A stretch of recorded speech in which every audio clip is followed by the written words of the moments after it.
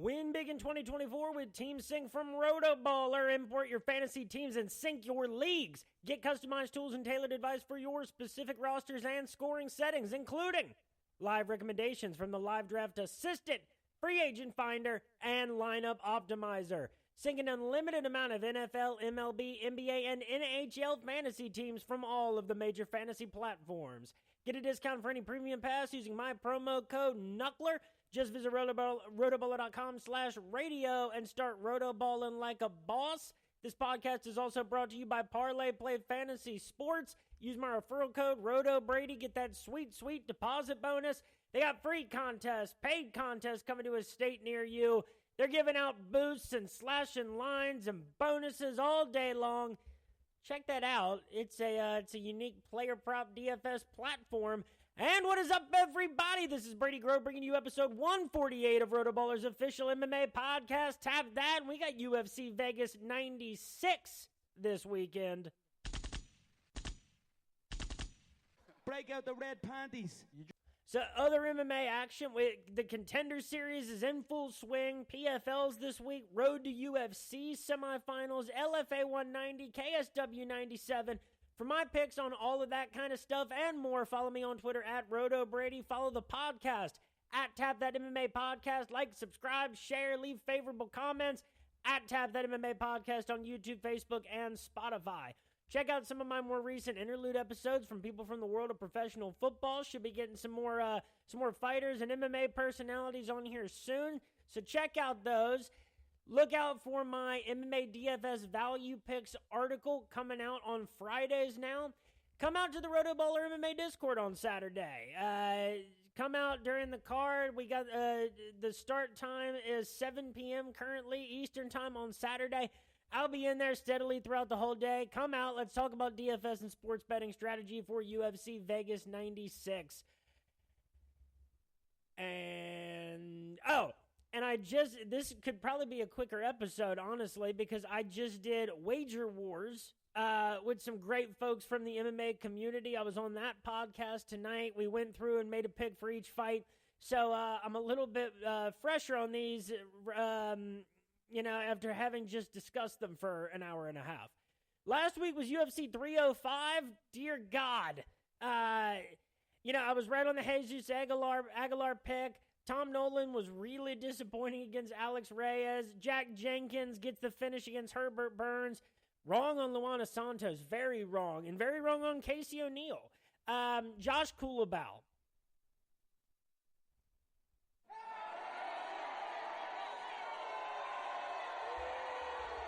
You had that fight won. Dead to rights. But I'm not impressed by your performance, and I look forward to... You should have won that fight. You could have finished it in the second round, and you were twirling around. You decided to do that. I get trying to get the ground and pound in when Ricardo Ramos' leg was that compromised at first. And you let him recover, and you end up losing a split decision, and you look shocked, but you shouldn't. You had that fight dead to rights, and you gave it away. Junior Tafa and Volter Walker, that went exactly how we kind of thought it would. Junior Tafa swinging big. Volter Walker, clings to him, gets him down, gets the ankle lock, and, everybody got educated on what a verbal tap is. Finally, it took way too long over this past week. Of course it feels cheap, when a fight is stopped just because of yelling. But that's the rule. So don't let yourself get in a submission and don't yell out if you're in great pain. Otherwise, they might stop the fight. Either way, Volter Walker called out Justin Tafa after that. It was a good win for Volter Walker, to get into the win column after a disappointing debut. Carlos Paredes smoked his way to smoking Li Jingliang. Rosenstruck, split decision.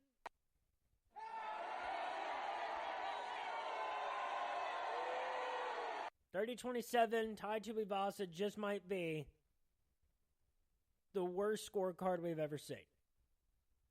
But I'm not impressed by your performance, and I look forward to... We talked right on Dan Hooker. He ends up getting that split decision. That was huge. Kai Kara France, that was one that felt good because you start to think you're crazy before that.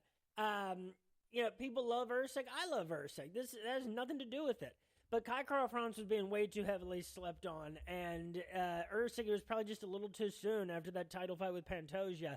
And, of course, Dricus du Plessis wagon wheels his way, unorthodox style, to beating Israel Adesanya with a fourth-round rear naked choke. Overall, that was a great card, and that really delivered. That was, for whatever reason, watching that main card, I felt like an internal nostalgic excitement that I hadn't felt in a decent amount of time. So overall, I was pretty pleased with the results of last week, and that was a fun watch. This week, we ended up with like 10 fights. It might be like 11 technically now at this point with the one that got added. But this is also the Ultimate Fighter 32 finale. So, to get right into it, women's flyweight, Kong Wang against Victoria Leonardo. Kong Wang is the minus 1,200 favorite. Victoria Leonardo plus 800. Now, on Wager Wars tonight, I did say that, like, in someone's UFC debut to be that heavily favored, I don't know who you would have to be for me to not want to sprinkle some on the money line. For a fighter like Victoria Leonardo, who's only lost to, really good fighters, a couple of them being like absolute killers, you have a win as recent as July 2022. It's not like Victoria Leonardo is 40 years old. At plus 800, that seems insane. But, logically, who do I think wins this fight? Kong Wang being 5-0, making her UFC debut. For someone 5-0 making their UFC debut, she has some pro kickboxing experience and actually a decent resume. Has a win in UAE Warriors, beat Yanan Wu back in January of 2024, and has a first-round submission win on road to UFC. So, really, Kong Wang to, win the fight by decision does make sense. Plus 165 is by unanimous decision. Wang by decision is plus 205. I think that's a good number. I also don't hate calling inside the distance. And I don't necessarily love her for DFS just because it's a UFC debut and who knows. This could be a decision where, Kong Wang doesn't get a whole lot off if she doesn't get a finish. So who knows? I think maybe decision is the smarter route, but that's probably why I'm not going with Kong Wang in DFS. And let's see. Did they have Kong Wang? Yeah, Kong Wang inside the distance was plus 190. Those are all good, and I think sprinkling someone Victoria Leonardo plus 800 makes sense too. I think Kong Wang probably wins this fight 85 times out of 100. But that still is crazy to be a minus 1,200 favorite, 5-0 as a pro in your UFC debut, coming off a single road to UFC victory. Next up, this is a fight from the Ultimate Fighter. So what happened was, and it's not even on Tapology yet. I guess only one of the tough fights is. So, here's what I will say, because Zigomantas Ramaska versus Nathan Fletcher. Nathan Fletcher minus 170, Ramaska plus 145. I don't really, that number really surprises me.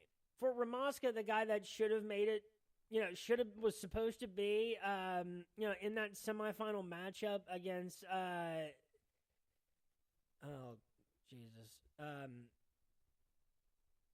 against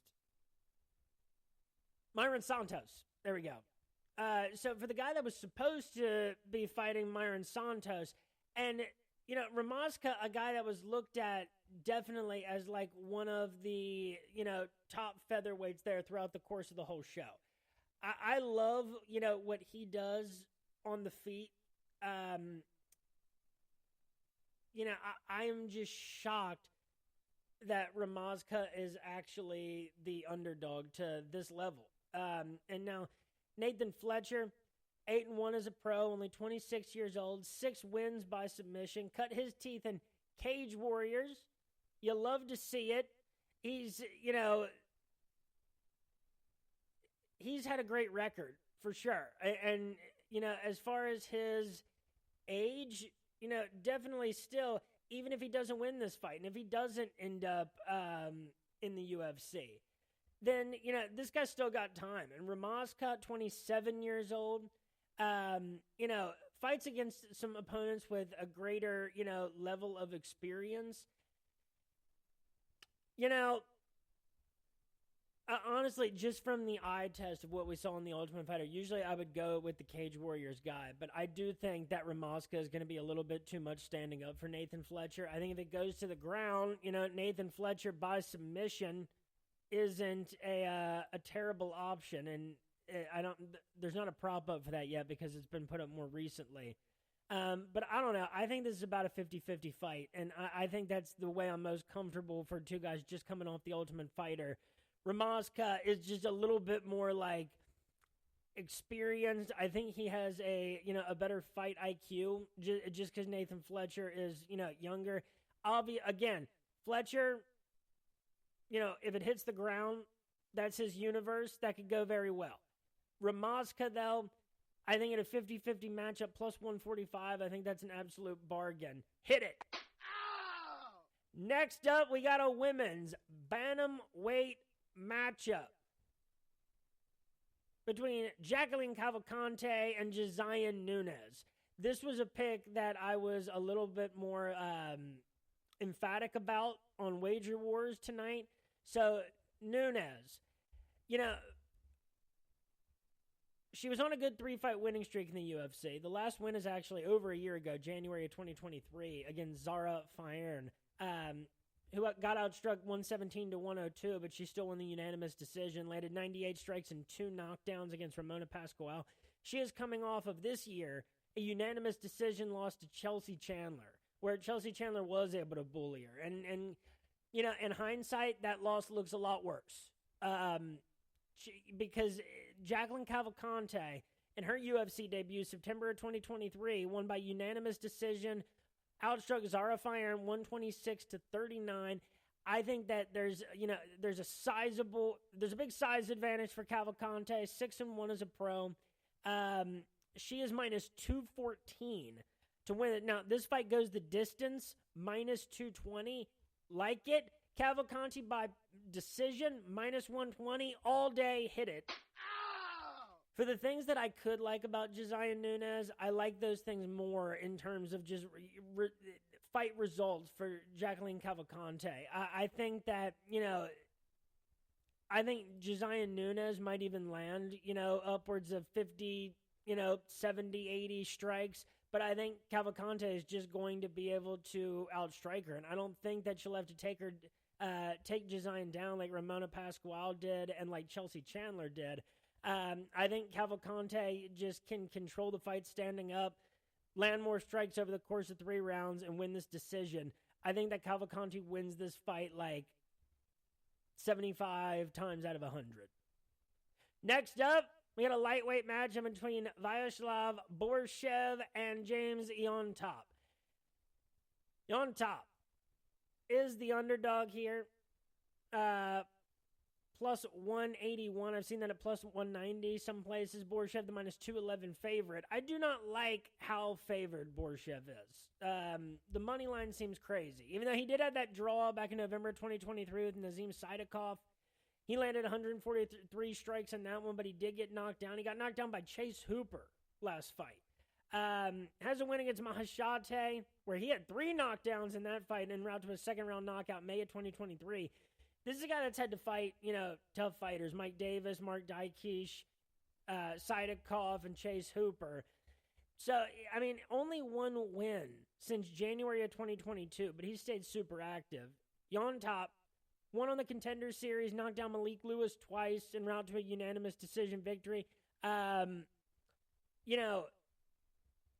You could look at that and say that Borshev is vulnerable to a knockout loss.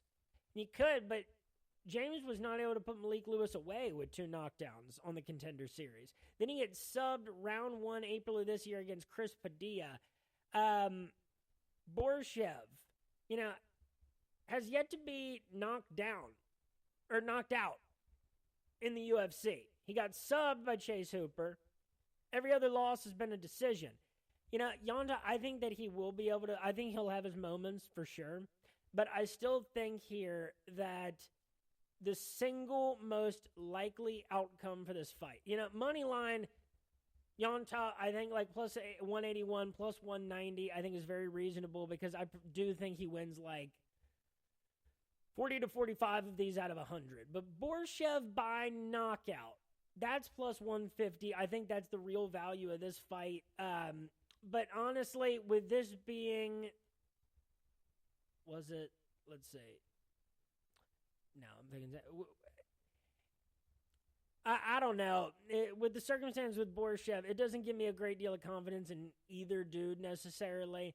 But what I do like about Borshev here is that I think he possesses the single most likely outcome of this fight, which is Borshev by knockout. James Ontom's still unproven at this level, and Borshev, that draw with Saidakov just gives me just the faintest glimmer of hope. I will die on the Borshev hill one last time here. Next up, we got a middleweight matchup between Zachary Reese and Jose Medina. Medina is going to be a very sizable underdog here. If I can find the damn thing. Yeah, Medina is the plus 400 underdog. Zachary is the minus 550 favorite. So, Jose Medina loses by decision to Magomed Gadzhiazolov in the Contender Series October last year. Outstruck 73-24, taken down 6 times to 0. Zach Reese, while I don't love taking a first-round knockout slam against Cody Brundage, the other 2 fights that he has are first-round finishes. Against Eli Orinoff on Dana White's Contender Series and against Julian Marquez June of this year, so super recent. And here's the thing about Medina, too. From Bolivia, I like that. Was at light heavyweight. And at one point was. So before the UFC, before the Contender Series, he's in Samurai Fight House, Thunder Fight, MFT. The combined record of his 2 wins before the Contender Series was 15-25. So, as we discussed on Wager Wars tonight, this dude got this fight because he's considered to be a tough fighter. This seems like they're trying to get Zachary Reese back on track after his loss to Cody Brundage. And yeah, I think Jose Medina definitely displayed toughness in his Contender Series win. But, throughout his career, calling him tough, I'm sure he is. But, against what competition? And it has not been, a high level. He has a lot of professional experience, and that's worth a good amount. But Zach Reese, 7-1 as a pro, 30 years old, all wins inside the distance professionally, 5 knockouts, 2 submissions. He was in Fury FC before. And, the combined record of his 2 opponents before the Contender Series, before that were wins, was 11-13. The difference is he finished, and by the way, he's finished every professional win in the first round. His fights have never made it out of round 1. So it does really make you wonder what happens after round 1. Oh, and by the way, his only 2 losses in his career. 1 pro loss to Cody Brundage in December of last year. And in 2012, his amateur debut in Cowboys Extreme Cage Fighting, he lost to one Kevin Holland. So, Zachary Reese fought in Fury FC. That's a really solid organization. And, even though you can combine those 2 records of those 2 opponents, too, one of them was Aaron Phillips, who we've seen at a high level as well. And at least he's then proven it at the UFC level. And is coming off a win against Julian Marquez where we saw him get right after losing to Cody Brundage. It might seem a little odd because the guys on Wager Wars were making a really good case for Zach Reese by decision, plus 600 because of Medina's toughness. I still have to say, Reese inside the distance is minus 325. Jesus. Well, I'd say, Reese in round 1, plus 110 seems like a good one. I do think that the decision pick is really good as well. I think he's the probable winner here. I have no reason to think that, even if you're not a believer in Zach Reese, that Jose Medina is the guy to beat him on Saturday. So, Reese in round 1, Reese inside the distance, if you're throwing that in some sort of parlay, and Reese by decision, there's a good psychological case for that for sure. And, factoring in Jose Medina's toughness, I do think Zach Reese wins this fight probably like 85 times out of 100. Minus 550, it might seem crazy, but that's probably closer to accurate than we'd like to think. But yeah, I think in round one, and I don't want to pick with Zach Reese because it's mostly been knockouts, but he's just a really dangerous, everything. Submission grappler. He has a great, obviously, with all his finishes in the first round, he's got a great instinct for putting fights away. But if this enters round two, this is going to be very interesting to watch to see how he handles it. Next up, we got a lightweight matchup between Dennis Buzukja and Francis Marshall. And this is a late replacement fight because Buzukja was supposed to fight Danny Silva. And that got scrapped. And so we got Francis Marshall coming in on late notice. Buzukja is the plus 125 underdog. Francis Marshall, the minus 145 favorite. Francis Marshall, I like what he did in his first two UFC fights, and a win over Marcel Rojo is probably the best thing that either of these two guys have done at this level. He's coming off 2 straight losses, a split decision to William Gomi, and then he got knocked out in the first round by Isaac Dulgarian. Buzukja, and both these guys are young guys, born 1999, 1997, respectively. Dennis Buzukja coming off a win March of this year, a third-round knockout over Connor Matthews. That's not Connor Matthews is not an impressive win, but it's also one of Francis Marshall's wins. It was his Contender Series win. So it kind of negates the unimpressive nature of those fights, except that it's Buzukja's best still. He was a 2-attempt Contender Series guy, and he got in after a unanimous decision to Caleo Romero. His 2 losses, though, in the UFC, after the Contender Series, because the other loss was to Melzik Bagdasaryan. Outstruck him 102-57. He did get 2 takedowns. Came by unanimous decision to Sean Woodson, outstriking him 71-42 with 4 takedowns. Woodson outstruck Buzukja. And then got knocked out in the first round by Jamal Emmers November of last year. So here's the thing. If this was a fight with a full amount of prep and not under weird circumstances, I would probably like Francis Marshall at minus 145. As we discussed, I think that Francis Marshall is going to be in shape and ready for this fight. That's not the issue. He's the one coming in on late notice that historically puts you at a disadvantage here. And otherwise, I think that about makes this a 50-50 fight.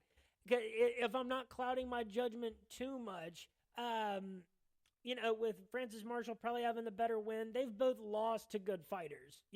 So otherwise, so much of these guys' resumes, it's pretty damn close. And so I think it's about 50-50. In that circumstance, Buzukja plus 125, that's how I'm going. Hit it.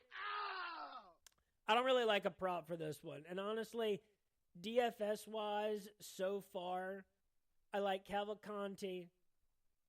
I could see me liking Ramazka if they get that in. Kong Wang's too expensive. Probably not touching Borshev or on top, really. I think there are actually better options. Reese could be worth that price, and Buzukja is definitely, going to be, I think, worth the discount that he's at. Next up, we got a middleweight matchup between Edmund Shabazian and Gerald Meerschaert. Gerald Meerschaert is the plus 240 underdog. Edmund Shabazian, the minus 280 favorite. Now, that I have long been a defender, supporter of Edmund Shabazian. This is a guy who, born in 1997. He's been with the UFC now since 2018 and has racked up a ton of fights against a bunch of contenders. People were always very quick to say that he was washed or a fraud, and it's dude, he's still young. He's still young. So give that man time. I still say that. Nick, one comment, man. One comment. No, don't be scared, homie. But, I even have to say that when you look at Edmund, his 5-fight winning streak when he started in the UFC, capped off with a win over Brad Tavares. Then he gets steamrolled in that fake, or I guess it was real, middleweight Grand Prix that they did. They just didn't, call it that. When he got meat grinded by Derek Brunson, Jack Hermanson, and Nasruddin Imavov all in a row. Now he's won 2 out of his last 3. The problem is those wins, those came by knockout. He's finished almost all of his UFC fights. The only decision win was against Darren Stewart. But it's now 2 of his last 3 knockout victories against Dolce Lugiambula and AJ Dobson. Edmund does seem to be a different dude after coming back against Dolce for sure. The AJ Dobson win and even the Dolce win, those do not do a lot for me in terms of telling me what his, what's the best fighter he could beat right now. But, Fluffy Hernandez knocked him out in between then. And, I don't want to hold that too much against him. Anthony Hernandez is on a great run of finishing people, starting with Rodolfo Vieira and added Edmund to that, Marc-Andre Barrial, Roman Kopylov. So, I don't want to dog on Edmund too hard for, his last 3 fights because he got back in the win column and he knocked out 2 people. He's won more than he's lost since December of 2022. Gerald Meerschaert, 10 years Edmund Sr., winner of 2 of his last 4, 2 submission victories over Bruno Silva and Brian Barberena. That happened March of this year. He got knocked out by Joe Pyfer. He lost by split decision to Andre Petrosky. He got knocked down by Andre Petrosky. And that doesn't happen, too often. Gerald Meerschaert is going to come forward in this fight. He's going to try to initiate, he's going to throw some wild strikes. He's going to try to keep pace there and try to get Edmund into a situation where he can maybe, get a submission or take advantage of him on the ground. But that's a dangerous game to play with Edmund because Edmund very much, as the younger man, a guy who has, knocked out so many people in the UFC for his sample size. I think that Edmund by knockout is minus 175. That might be the best prop of this card. Now, I also said on Wager Wars tonight that Gerald Meerschaert by submission plus 550 probably worth sprinkling a little on. I think that those are the 2 single most likely outcomes.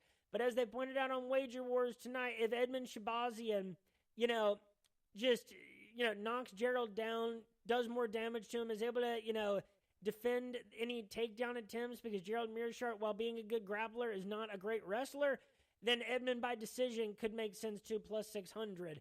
I think if you're looking for those inside the distance props, Edmund by knockout, Gerald by submission, I think that those are both worthy. I think Edmund wins this fight probably 70 to 75 times out of 100. So I don't love minus 280, but like Meerschaert plus 240 doesn't do a ton for me. I think Gerald Meerschaert by submission is, a much better value than that. But definitely rooting for Edmund. I like Gerald Meerschaert too. I think that there's going to be an exciting pace to that fight, and I think someone's getting finished. But who knows? Who knows? Someone's going to get hurt at the very least. Next up, we've got a welterweight matchup between Neil Magny and Michael Morales. Neil Magny, it's crazy every time it happens, is the plus 550 underdog. Don't do this. You cannot do this, At least that's what Vegas is saying about Neil Magny. Michael Morales, the minus 800 favorite. Neil Magny, actually winner of 3 of his last 5 fights. A submission against Daniel Rodriguez. Split decision against Phil Rowe, June of last year. And then a 3rd-round knockout, comeback victory over Mike Mallet, January of this year. 2 losses in between that. I mean, his last 3 losses, dating back to June of 2022, because this is a guy that, has remained really well active. 3 fights in 2023, 3 in 2022.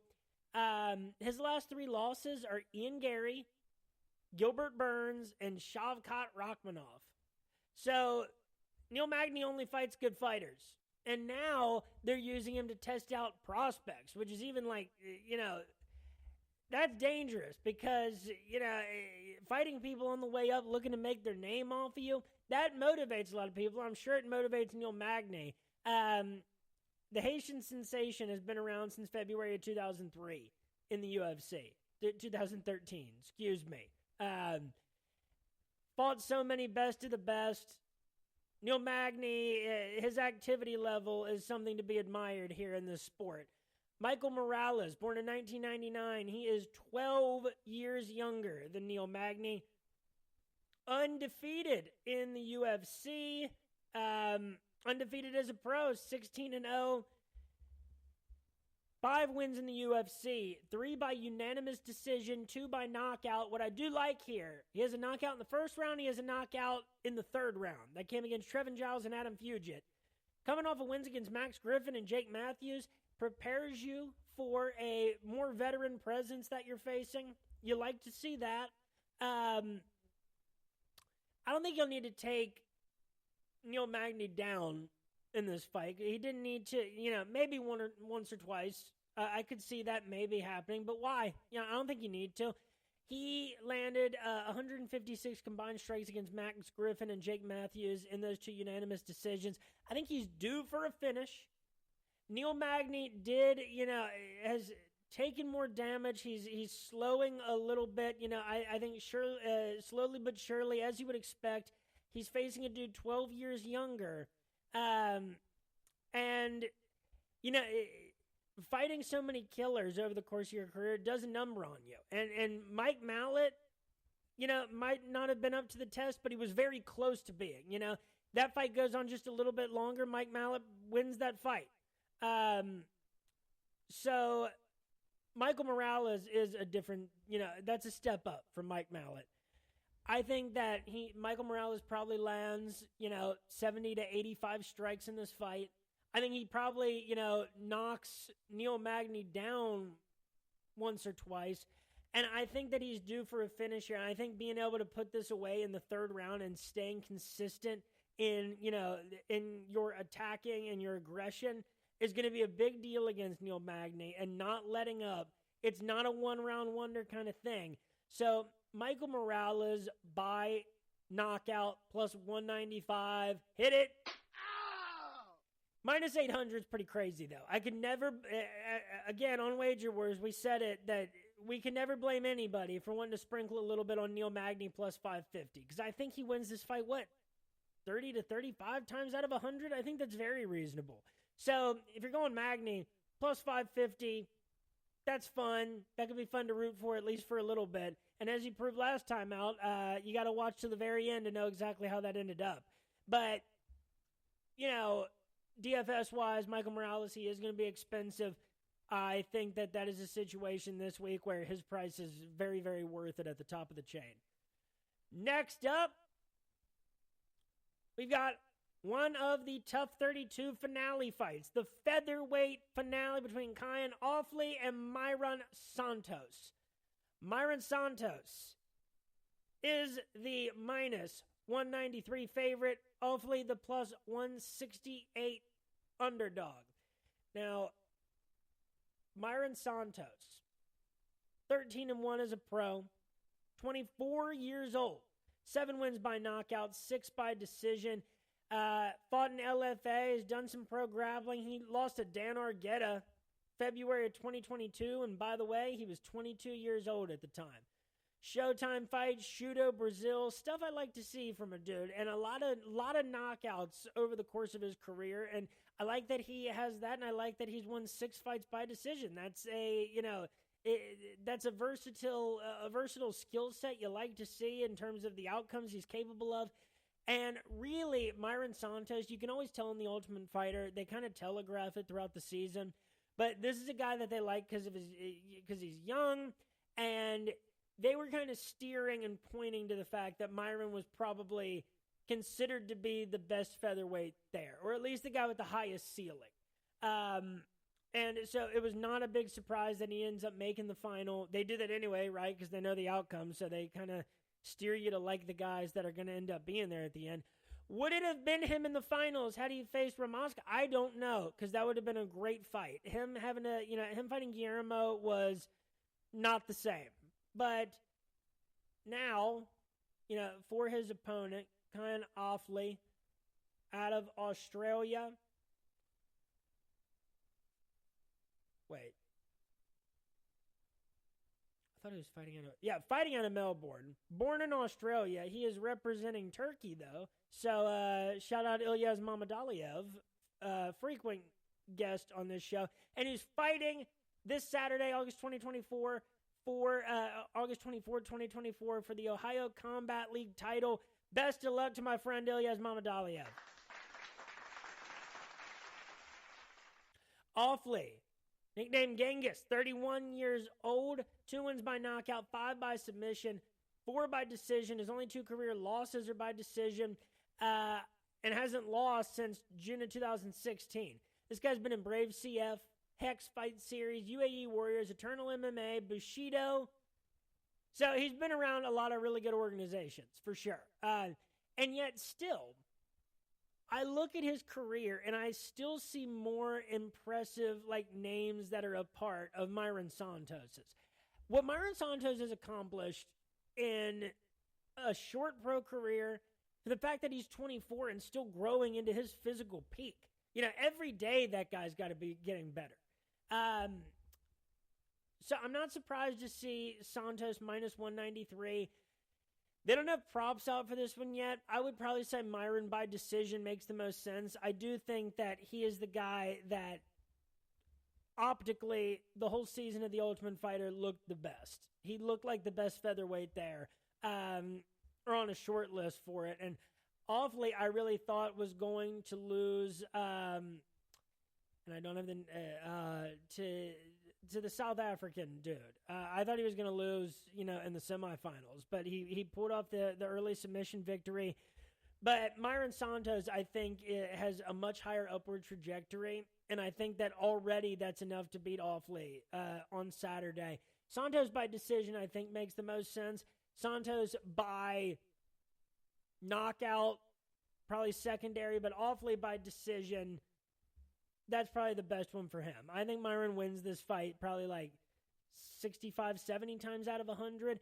I mentioned the Dreams Do Come True Tough 32 parlay that I'll give away part of here, but I said it was Ramaska, Myron, and Robert Valentine. I think is a fun Tough 32 parlay. So anyway, next up, we got Robert Valentine and Ryan Loder for the middleweight Tough 32 title. Valentine is the minus 163 favorite. And the reason I'm surprised is I think that's on the move. I think that was at minus 180 when I first saw it. Ryan Loder is the plus 143 underdog. Similar thing here, and this is kind of how you have to do The Ultimate Fighter, is optically, and this can be deceiving for sure. I don't know if Robert Valentine, as a 29-year-old, I don't know if that guy's a future champion. And I don't know if any guy from The Ultimate Fighter this year is a future champion. I don't know if any guy on The Ultimate Fighter this year will ever fight for a belt. But Robert Valentine, I think, is a popular guy. People like him. He's a great corner man, a great coach. They featured that guy a lot on this season of The Ultimate Fighter. And I think at the very least, we can get a European version of Brian Battle out of this season. So we all benefit in that situation. Ryan Loder, I love the Uriah Faber A1 combat experience.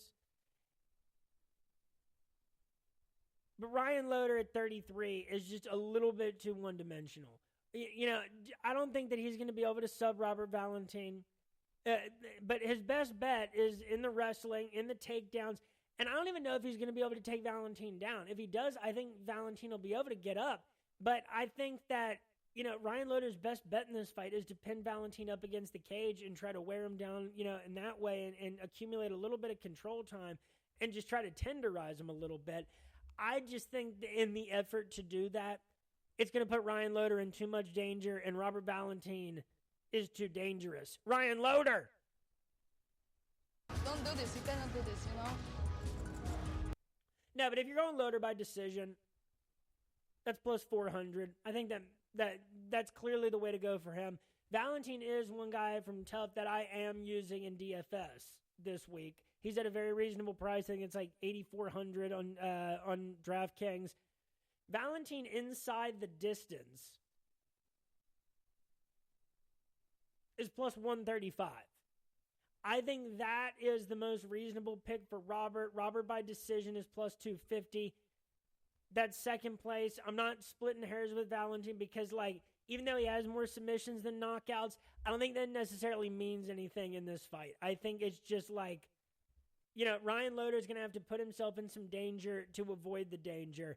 And I don't think he can withstand that. Robert Valentin looked far and away the best middleweight in the Tough House this year. So honestly, I think minus 163 is a giant bargain on Robert Valentin.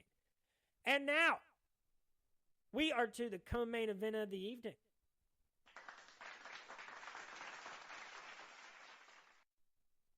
And my favorite, we got a women's strawweight co-main event between trusty Angela Hill and Tabitha Ricci. Angela Hill is the minus 112 favorite.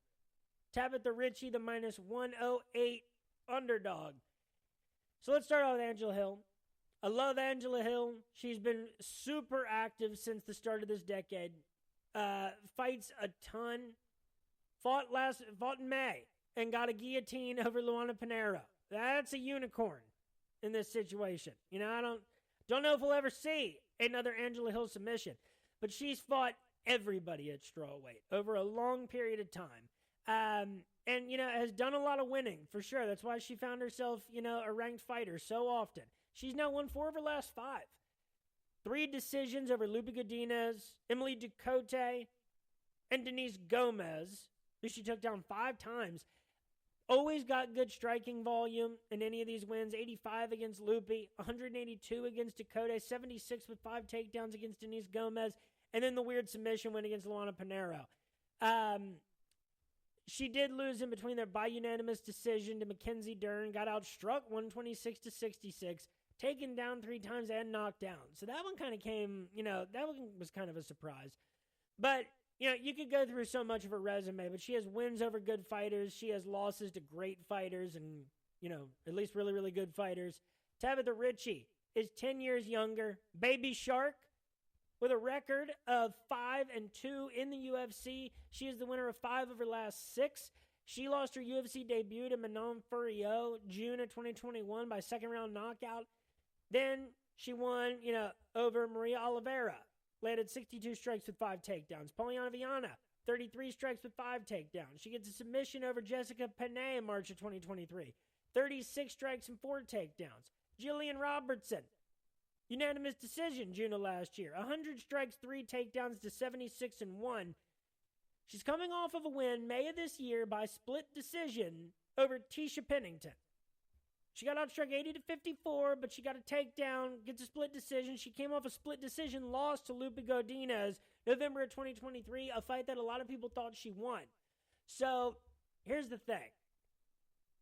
Overall, I think it is the consistency of these takedowns for Tabitha Ricci that makes me sway one way or another here. Because I think Tabitha Ricci is going to be at a very, very, very slight disadvantage on the feet. But I definitely think she'll be able to hold her own. You know, maybe not outstrike Angela, but I definitely think she can keep the pace decent. And the key, you know, if she lands 1, 2, 3, 4, 5 takedowns against Angela Hill, that could be all you need. And especially 2 fighters that find themselves getting split decision wins and losses all the time. Tabitha Ricci very well could be on a 6-fight winning streak by this point. So I don't want to do too much of the MMA comparison math in their fights with Lupe Godinez. This fight to go the distance is minus 450. I think that is very, very likely. Hill by decision, plus 125. Ricci by decision, plus 125. Both of those are solid picks. Hit it. And I think that this is a 50-50 fight.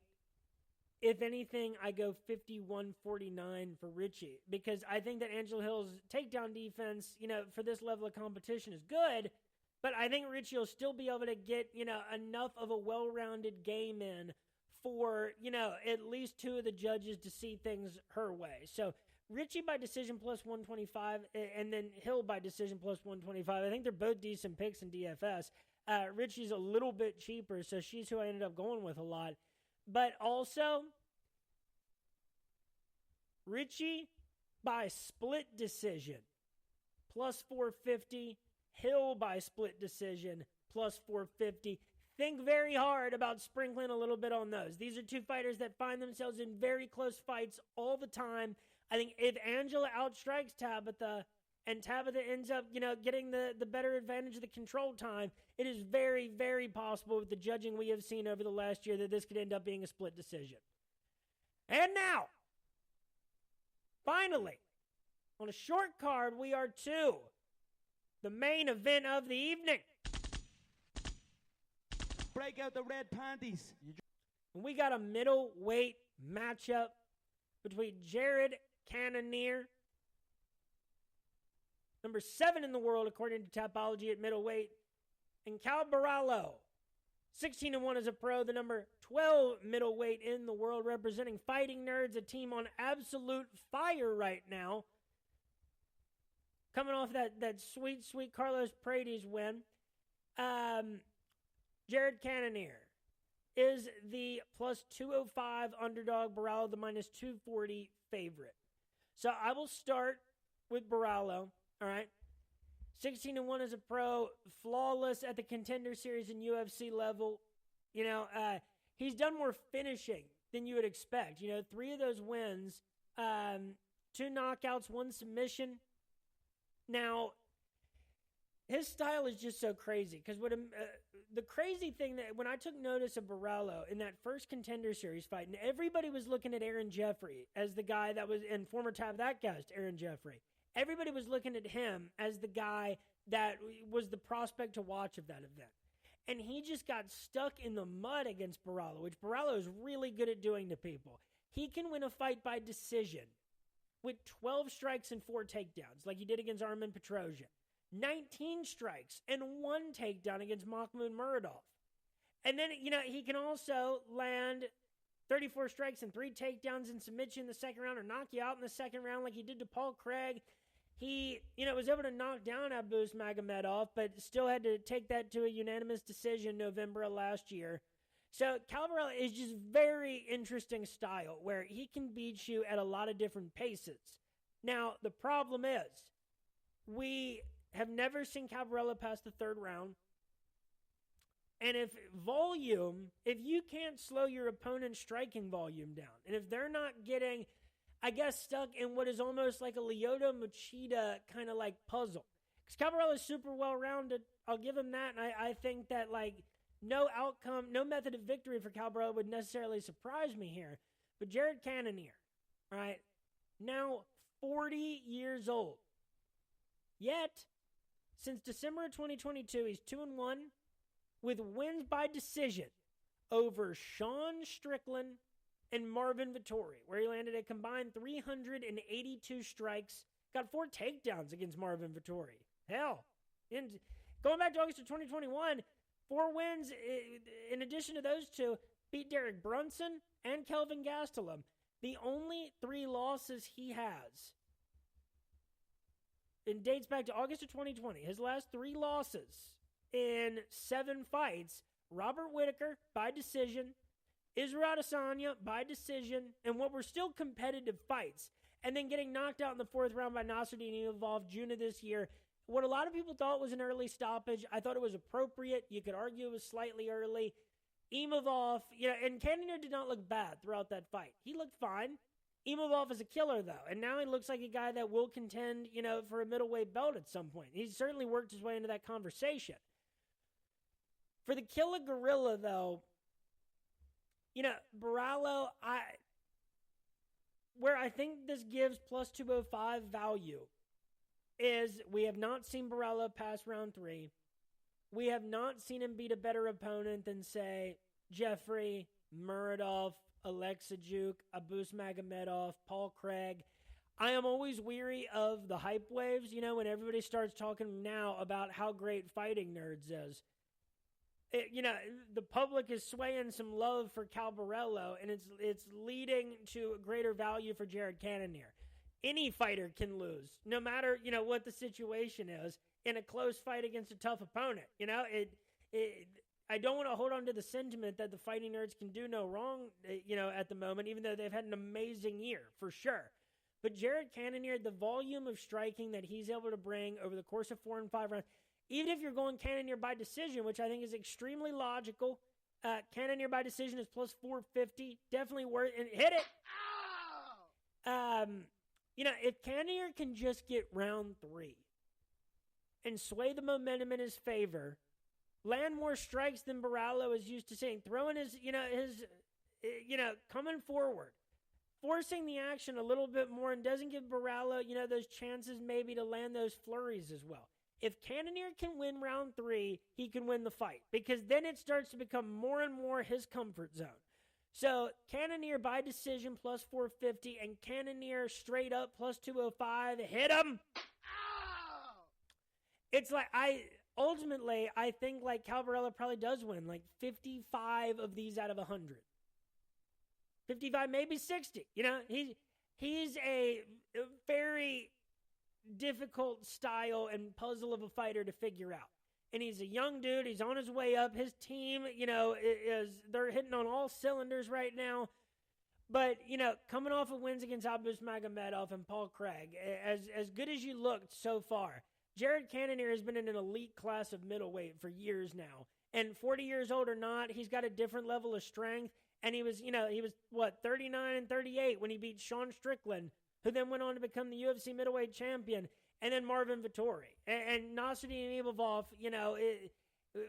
he's proven himself as a finisher at that level. Calvarello, it still just remains to be seen a little bit. Because if he beats Jared Cannonier, now Barello is right there in a contention picture as well. And then it gets cloudy because then you got him and Imavov that have worked their way into that conversation. And there's other people in line, not just from the middleweight division, from light heavyweight and other sources.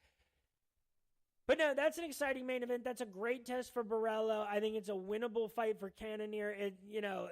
And I'm interested to see if that fight does go into championship and main event rounds.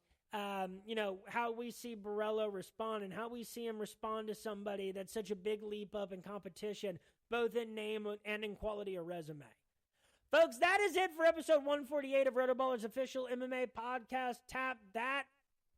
Follow me on Twitter at RotoBrady. There's PFL, Road to UFC, LFA 190 happening at KSW 97 this week. For my picks on all that and the Contender Series moving forward, follow me on Twitter at RotoBrady. Follow the podcast at Tap That MMA Podcast on YouTube, Facebook, and Spotify.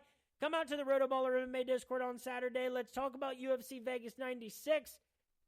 Check out my articles that are coming out on Friday. MMA DFS value picks on DraftKings coming out every Friday at noon. Check out those recent interlude episodes and look out for new ones that are going to be coming up. If you have time, check out my appearance on Wager Wars from what will now be last night. That happened live on YouTube. That was a bunch of fun. Shout out to all to those two dudes that I was on that show with.